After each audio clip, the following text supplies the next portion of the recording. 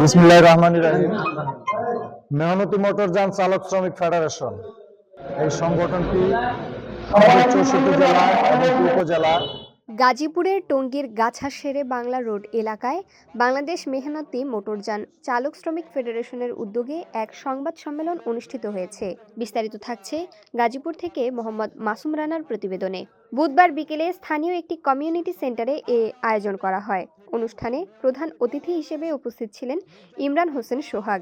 এছাড়া বিশেষ অতিথি হিসেবে বক্তব্য দেন শহীদ সহ সংগঠনের অন্যান্য নেতৃবৃন্দ।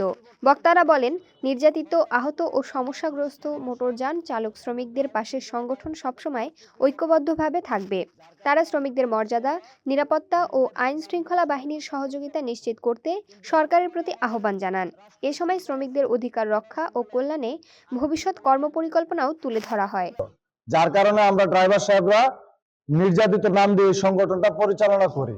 কিন্তু বর্তমানে আমাদের রাষ্ট্রীয় সরকার আছে, ফেডারেশন গুলো অ্যাক্টিভ, আইন শৃঙ্খলা বাহিনী অ্যাক্টিভ।